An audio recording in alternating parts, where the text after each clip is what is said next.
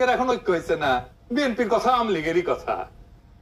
দেখেন সংস্কার নিয়ে মস্করা করিচ্ছে, মস্করা কেমন করছে দেখেন। শোনা এই দেশে তো নির্বাচনের যে বিষয়টা কিন্তু অর্ধেক লোক জানি,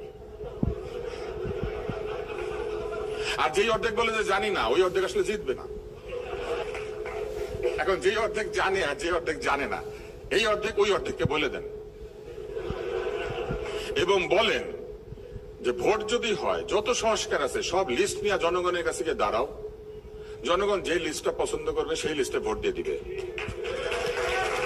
তারপরে তোমরা 50 বছর ধরে সংস্কার করো, কারণ তোমাদের সংস্কারই তো মানুষ চাইছে।